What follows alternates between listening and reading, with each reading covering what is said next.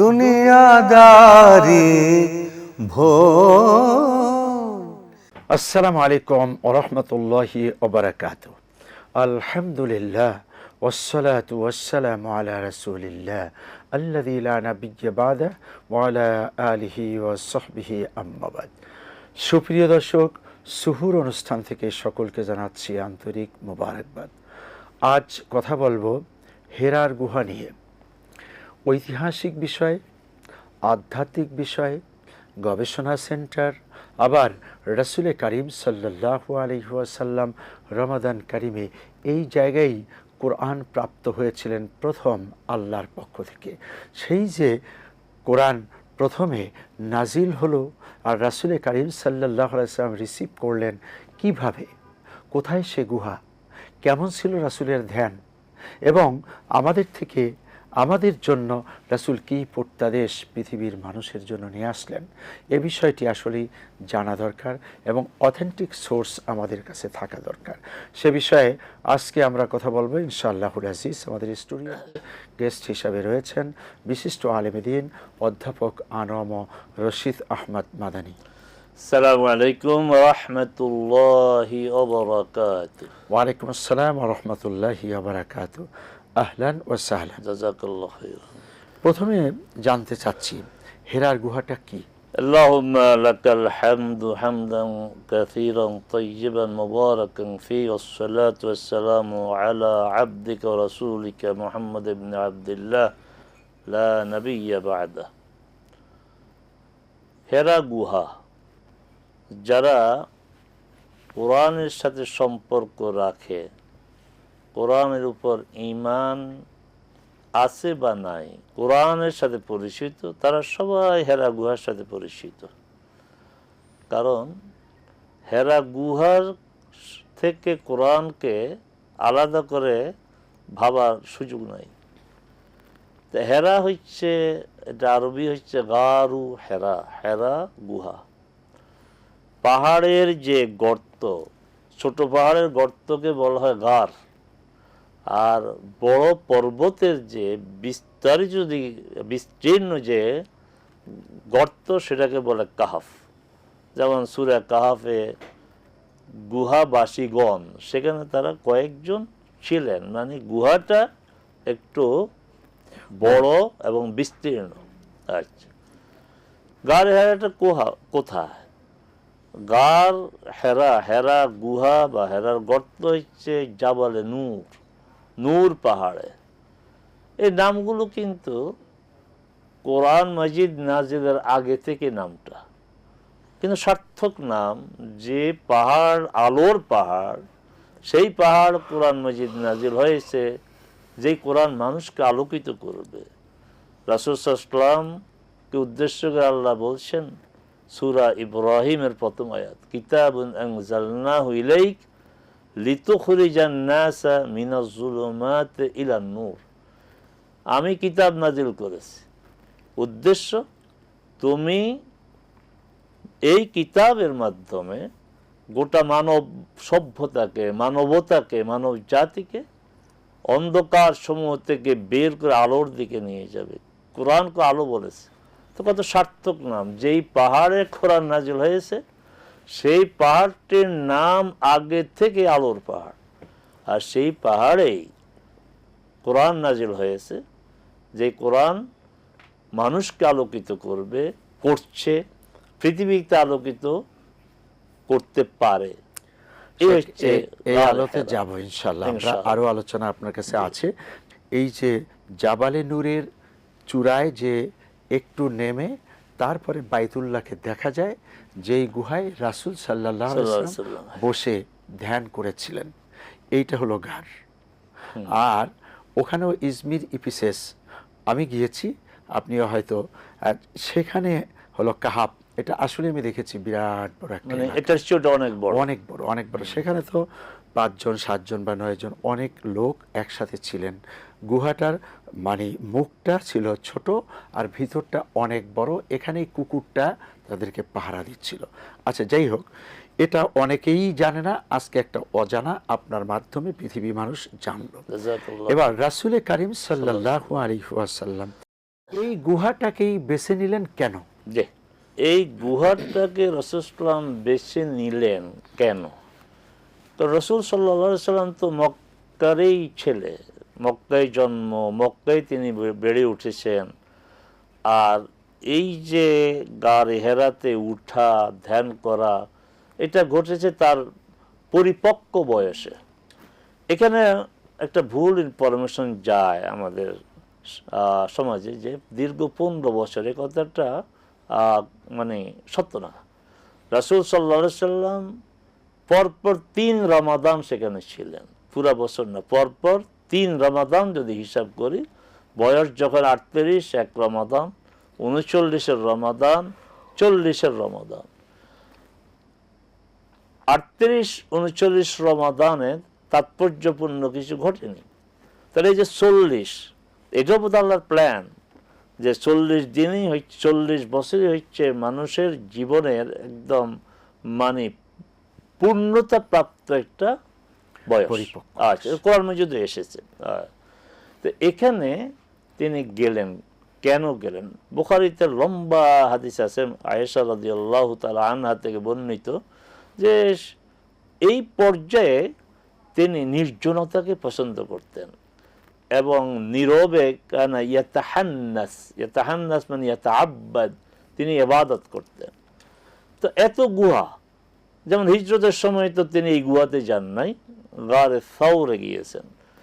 এই গুহাটার একটা বৈশিষ্ট্য হচ্ছে যে এই গুহাতে বসলে সরাসরি কাবা দেখা যায়।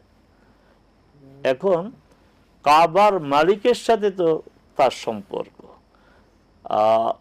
দেখেছেন তো, তিনি হেল্পফুল ফুজুলের মাধ্যমে চেষ্টা করেছেন, বিভিন্ন ব্যক্তিগত উদ্যোগে অনেক চেষ্টা করেছেন, কিন্তু আশাব্যঞ্জক সফলতা অর্জন করতে পারেননি। তিনি খুব পেরেশান ছিলেন তার জাতিকে নিয়ে। এখনো কোনো পাপ নাই, অনাচার নাই, অত্যাচার নাই, অপকর্ম নাই যারা তার জাতি করতো না। এই সময়টাকে অন্ধকারের যুগ বলা হয়, জাহেলিয়াতের যুগ বলা হয়, এই সমাজটাকে জাহেলি সমাজ বলা হয়। তো এখানে মানবিক কোনো মূল্যবোধ ছিল না, জুলুম ছিল, অন্যায় ছিল, অপরাধ ছিল। তিনি সমাজকে তিনি বাঁচাতে চাইলেন, এই সমাজকে কিভাবে বাঁচানো যায়। তিনি নিজ উদ্যোগে ব্যক্তি মোহাম্মদ হিসাবে চেষ্টা করলেন, পারেন নাই। একটা অ্যাসোসিয়েশন হইল হেল্পফুল ফুজুল নামে, তাও কিছু করতে পারেন নাই। এই জন্য তিনি চিন্তা করলেন যে এই যে কাবার যিনি মালিক, এই কাবার মালিকের এই ধারণাটা তখনকার সমাজে ছিল।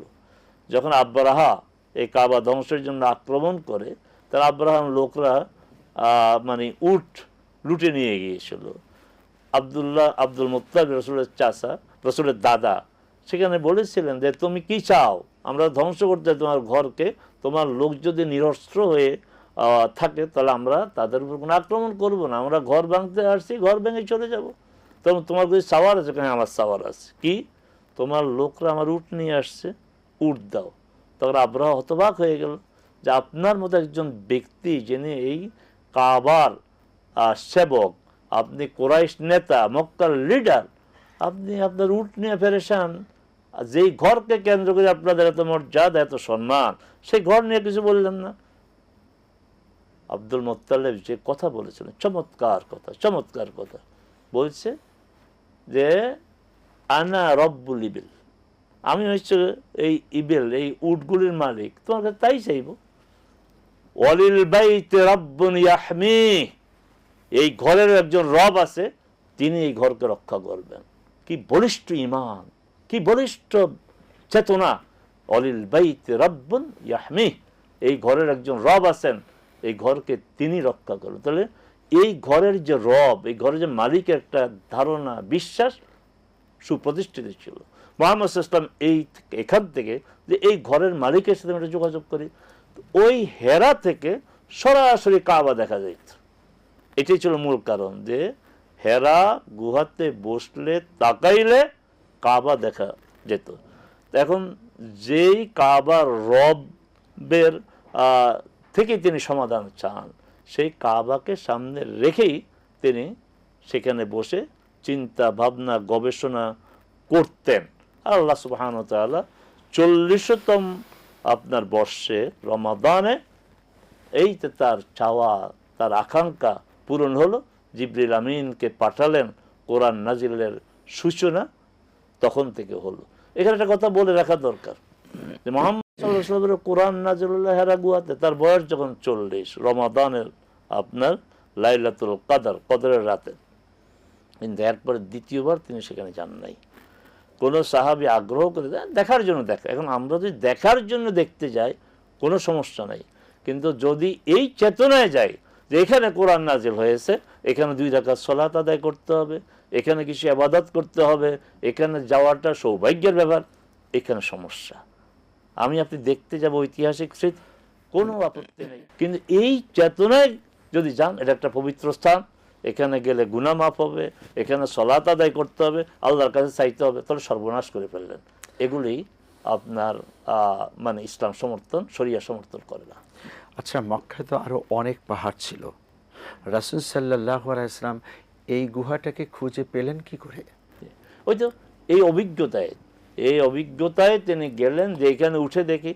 আর একটা বিষয় হচ্ছে কি, আল্লাহ সুবহানাহু ওয়া তাআলা যারা রসুল হবেন তাদেরকে আগেই বাছাই করে ফেলেন, তা তো বাছাইকৃত, এবং আল্লাহর পক্ষ থেকে এটাকে আপনার শরিয়ার পর ইলহাম বলা হয়, মানে তার মনের মধ্যে একটা বিশ্বাসের কাছাকাছি ধারণা ঢেলে দেওয়া যে এটা হতে পারে। তো রাসূল সাল্লাল্লাহু আলাইহি ওয়াসাল্লামকে হয়তো বা আল্লাহ এইভাবেই তার অন্তরের মধ্যে এটা ঢেলে দিয়েছেন যে এই পাহাড়ে তুমি যেতে পারো। জি। আচ্ছা, 610 খ্রিস্টাব্দে রমাদান কারিমে রাসূলে কারিম সাল্লাল্লাহু আলাইহি ওয়াসাল্লামের নিকট এই গুহায় প্রথম ওহী আসে, এই কথাটা কতটুকু ঠিকভাবে ঠিক? এটা এত হাদিস দ্বারা সমর্থিত। আমি শুরুতেও বলেছি যে সহিহ আল বুখারীর 3 নম্বর হাদিসটি, এটা আমরা যারা সরাসরি পড়তে পারি বারবার পড়া দরকার। এগুলি অনেক আপনার মেসেজ সেখানে রয়েছে, শিখার অনেক বিষয় আছে। আর যারা আরবি চর্চা করেন নাই, করতে পারেন, আপনারা বাংলাটা দেখবেন, দীর্ঘ একটা হাদিস। তো সেখানে তো এই কথার প্রমাণিত যে রাসূল সাল্লাল্লাহু আলাইহি ওয়াসাল্লাম হেরাতে ছিলেন, এমন সময় জিবরিল আসলো। জিবরিল আসছে, রাসূল সাল্লাল্লাহু আলাইহি ওয়াসাল্লাম বললেন পড়ো, তিনি বললেন যে আমি তো পড়তে পারি না। পরপর 2 বার বললেন, তৃতীয়বার তিনি জড়িয়ে ধরলেন, জড়িয়ে ধরে বললেন ইকরা বিসমি রাব্বিক। এইভাবে শুরু হলো 5 আয়াত জিবরিল আমিন আলাইহিস সালাম পড়লেন, তার কাছ থেকে শুনে শুনে রাসূল পড়লেন। এরপর তো বড় ঘটনা, খাদিজা রাদিয়াল্লাহু তাআলা আনহাকে এসে বললেন, হ্যাঁ, আমরা ওইদিকে আশঙ্কা করা। এই যে এখানেই আমরা একটু জানতে চাচ্ছি, দর্শক অনেকে ভুল করে, তো এটা জানা বিষয়ও, সেই ভুল শুধরানোর জন্য আপনাকে বারবার প্রশ্ন করতেছি। আচ্ছা, রাসূলে কারিম সাল্লাল্লাহু আলাইহি ওয়াসাল্লাম তখন কি গুহায় বসা ছিলেন, নাকি তিনি যাচ্ছিলেন, নাকি তিনি আসলে অন্য কোনো ধ্যানের মধ্যে ছিলেন? ওই জায়গাটার অবস্থাটা একটু বলবেন যে কোন সময় ঘটনাটা ঘটে? হাদিসের যে বর্ণনা যে তিনি ইবাদতে ব্যস্ত ছিলেন, কারণ ইয়াতাহান্নাস মানে তিনি তার মতো করে, তখন তো রাসূল না, তার মতো করে তিনি ইবাদত করতেছিলেন। সেখানে তিনি চিন্তা গবেষণা করতেছিলেন। আমরাও তো যখন কোনো পরিকল্পনা করি কোনো কাজের, কখনো কোনো সমস্যায় যদি পড়ে যায়, সেই সমাধান থেকে কি হবে আমরা নিজেরা একা একা চিন্তা ভাবনা করি না, নীরব থাকি, চিন্তা করি। এই চিন্তা করতে করতে একটা সমাধান আমরা পেয়ে যাই আল্লাহর উপর নির্ভর করে। আল্লাহর কাছে সাহায্য চেয়ে যদি আমরা এইভাবে চিন্তা করি আমার ভবিষ্যৎ প্ল্যানের জন্য, ভবিষ্যৎ কর্ম পরিকল্পনা, সমস্যার সমাধান, তাহলে আল্লাহ সুবহানাহু ওয়া তাআলা তখন আমাদেরকে সাহায্য করেন। আর তিনি তো রাসূল, তিনি তো তার জন্য না, তিনি মানবতাকে মুক্তির কোন পথে সেই গবেষণার জন্য তিনি গিয়েছেন। মাথার উপরে একখণ্ড মেঘ ভাসতেছিল আর সেখান থেকে আওয়াজটা আসতেছিল, এই জাতীয় কথাটা কতটুকু? না, এটা হাদিস দ্বারা সমর্থিত না।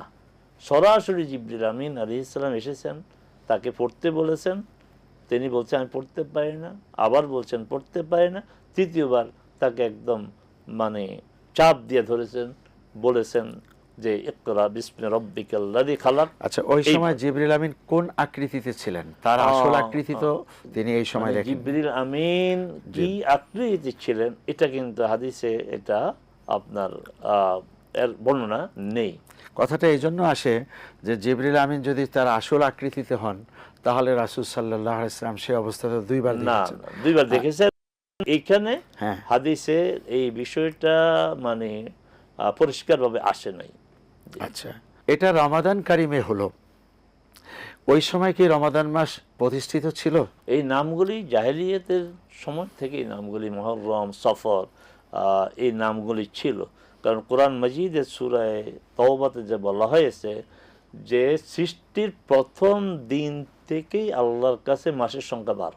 ইন্না ইদ্দাতাশ শুহুরি ইনদাল্লাহি 12 শাহরান ফি কিতাবিল্লাহি ইয়াওমা খালাকাস সামাওয়াতি ওয়াল আরদ মিনহা আরবাআতুন হুরুম। দেখুন, এখন যে 12 মাসে যে বছরটা, এটা কারোই অধিকার নাই বলার যে অমুকে এটা মানে উদ্ভাবন করেছে। না, আল্লাহ সুবহানাহু ওয়া তাআলা 12 মাস নির্ধারণ করেছেন। পৃথিবীর সকল ক্যালেন্ডারে যত ক্যালেন্ডার আছে, যে কোনো ভাষায় যে কোনো এলাকার ক্যালেন্ডার, সেখানে 13 মাসে বছর না, 11 মাসে বছর না, 12 মাসে বছর। আর সেখানে কি বলা হয়েছে? 4টি মাস এই সম্মানের মাস। এই 4টি মাস যে সম্মানের মাস, রাসূল সাল্লাল্লাহু আলাইহি ওয়াসাল্লাম নামগুলি বলেছেন। এই নামগুলি জাহেলিয়াতের সময় এইভাবেই চালু ছিল। খাদিজাতুল কুবরা রাদিয়াল্লাহু তাআলা আনহা এই জায়গায় রাসূল কারীম সাল্লাল্লাহু আলাইহি ওয়াসাল্লামের জন্য খাদ্য পানীয় নিয়ে যেতেন, এটা কতটুকু ঠিক? সবাইকে নাড়া দিয়েছে এই বিষয়টা যে মুহাম্মদ সাল্লাল্লাহু আলাইহি সাল্লাম আসলেন, এটাও মেনে নেওয়া যায়। একজন পুরুষ মানুষ, এক 2 নম্বর, উনি তো একবার উঠেছেন আর নেমে গিয়েছেন। কিন্তু মা খাদিজাতুল কুবরা রাদিয়াল্লাহু একজন নারী কিভাবে তিনি সেখানে আসতেন নামতেন একাধিকবার, তিনি আসতেন। এটা খুব বিস্ময়ের বিষয়। আমার এখনো মনে পড়ে যে আমরা যখন হেরাতে ঢুকি, আপনারা তো হেরা ঢুকার অভিজ্ঞতা হয়েছে, এইভাবে ঢুকা যায় না, এইভাবে কাত হয়ে ঢুকতে হয়। তখন একজন পাকিস্তানি মুরব্বী ভদ্রলোক এমন ভাবে চিৎকার করে কথা বলেছেন, মানে যারা উপস্থিত ছিল সবাই মানে হতবাক হয়ে গেছে। হে মুসলমানরা, দেখো তোমাদের নবী এই দিনের জন্য কত কষ্ট করেছে। মানে এই আওয়াজটা সব নিস্তব্ধ হয়ে গেছে। আমার কানে এখনো যেন কানে ভাসে, আয় মুসলমান দেখো তোমারা নবী তোমারে দিন কে লিয়ে কিতনি মেহনত কি, কতটা কষ্ট করেছেন, এখানে এসে দেখো। মানে এইভাবে ঢুকা যাবে, এইভাবে ঢুকতে হয়। জি। এরপরে এই যে নিস্তব্ধতা, রাত্র, সেখানে সাপের ভয়, তারপরে আরো বিষাক্ত যে এটা বিচ্ছু, এর মধ্যে রাসূল সাল্লাল্লাহু আলাইহি সাল্লাম গবেষণা করেছেন। হেরার গুহা শুধু ইতিহাসের জন্য জানলেই হবে না, এটা একটি গবেষণা সেন্টার, প্রথম ওহী প্রাপ্ত হওয়ার জায়গা। এটা রাসূল কারীম সাল্লাল্লাহু আলাইহি ওয়াসাল্লাম পৃথিবীর সকল কোলাহল মুক্ত হয়ে আল্লাহর ধ্যানে যেখানে বসেছিলেন। কেন?